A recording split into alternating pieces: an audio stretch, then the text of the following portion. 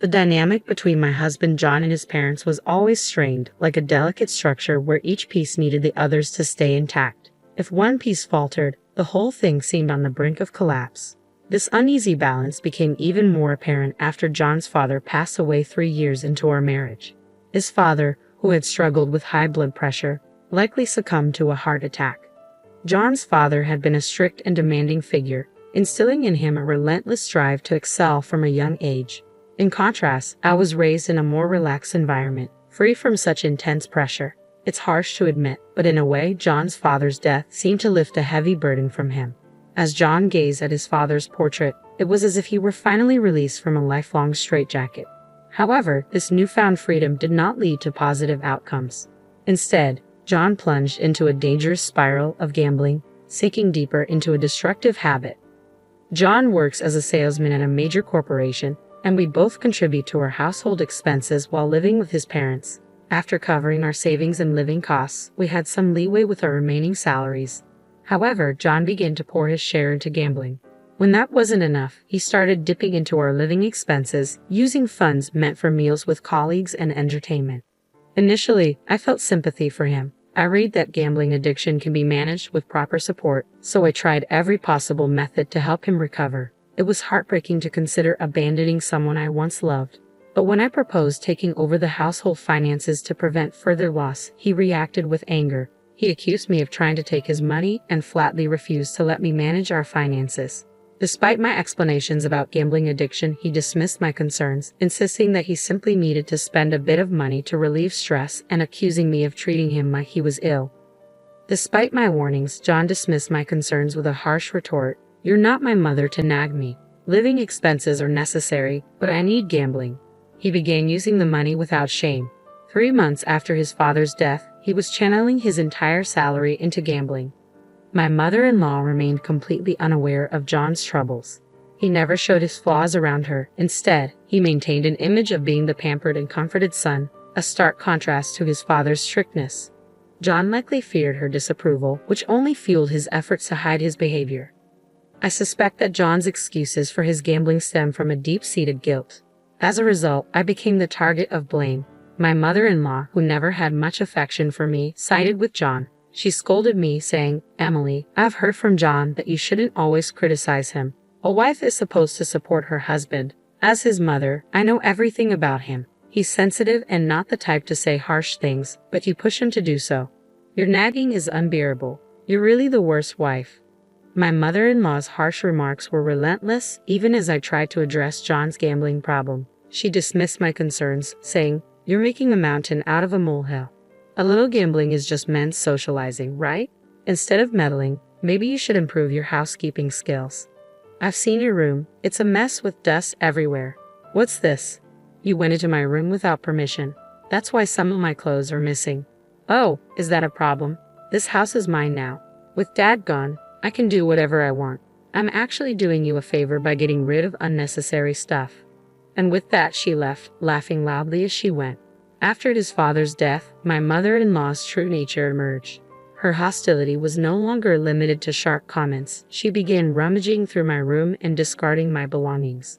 When I brought this up with John, he accused me, saying, "Are you accusing my mom of theft? You probably lost it yourself. Are you just trying to use this as an excuse to get more from me?" Instead of offering support, he yelled at me, dismissing my concerns. The realization that I was enduring such treatment from him just because we were married became increasingly unbearable.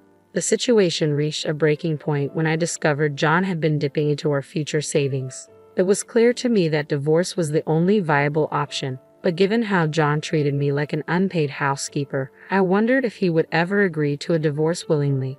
Just as I was grappling with this uncertainty, unexpected help arrived. "Hey, Emily, I need to ask you a favor," my mother-in-law said, her tone oddly coaxing. "Would you consider divorcing John? I know it's sudden, but I'll offer you alimony, $50,000. How does that sound?" I was stunned, thinking I might be dreaming, but a pinch on my leg proved it was real. "I understand you still have feelings for John," she continued.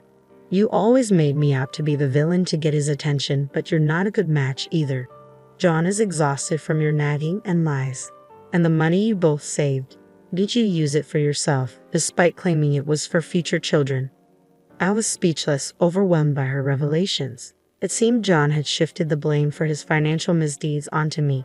My mother-in-law's offer of $50,000 felt like hush money, designed to silence me and smooth over John's reputation. I almost shouted that John's accusations were nothing but lies, but then a different idea struck me.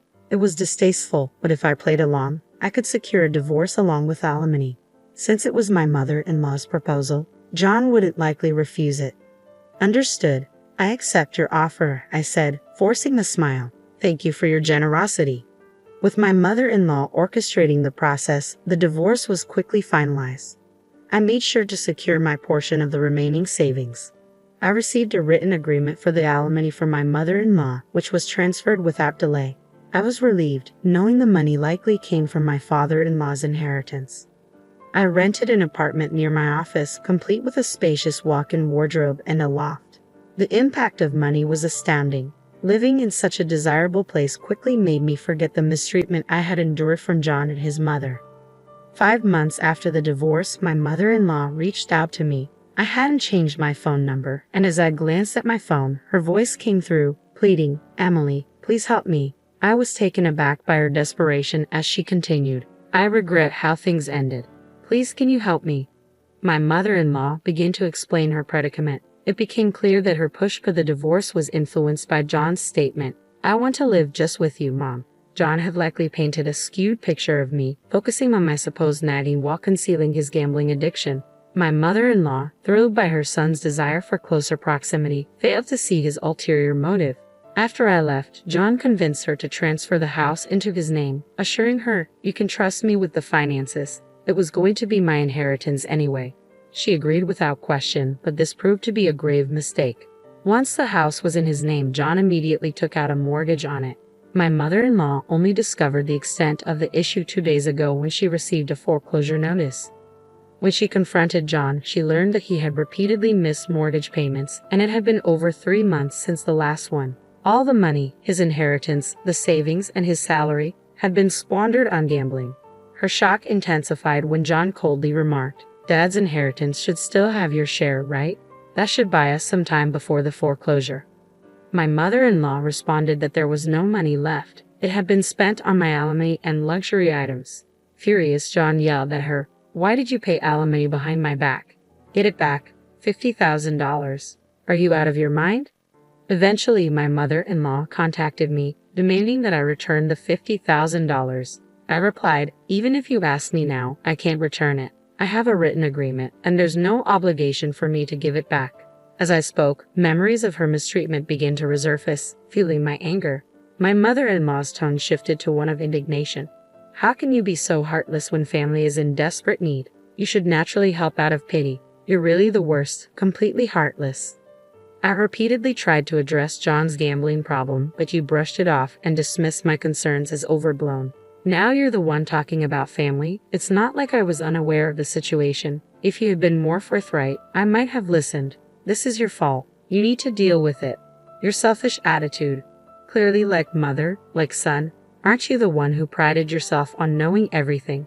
I didn't touch the savings. It was all your son's deceit. You failed to see through him, and now you want me to fix things. I'm fed up. Thanks to you, we're strangers now. As I pressed further, my mother-in-law fell silent. "I'll claim that you stole the $50,000 and sue you," she threatened. I sighed at her short-sightedness.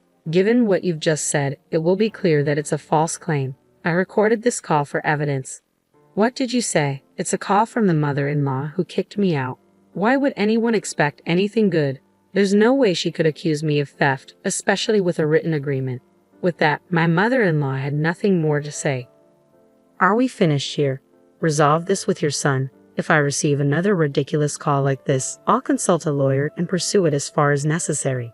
Be prepared." I emphasized my point before hanging up.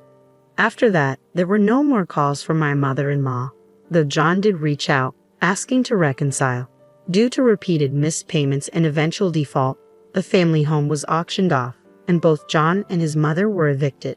It also came to light that John had borrowed money from several colleagues, which became known at his company. His abrupt address change and the rumors of his debt created a tense atmosphere at work. leading to his removal from his sales position and a significant drop in his salary. "Mom, come back to me. I can't make it on my own," John pleaded, living in a cramped apartment with his mother, struggling to manage their finances and being constantly hounded by phone calls and emails for repayment. He appeared overwhelmed and stressed. "I tried to help you, but instead of accepting it, you yelled at me with harsh words. Why would anyone want to return to that? You're getting exactly what you deserve." I regretted not changing my phone number sooner, but being able to express my feelings to John in the end felt oddly satisfying. The family dynamic shifted dramatically after my father-in-law's passing. John's life, once controlled by his father, ended up being both freed and ruined by his own actions. Whether the shattered pieces of their lives will ever be repaired is no longer my concern.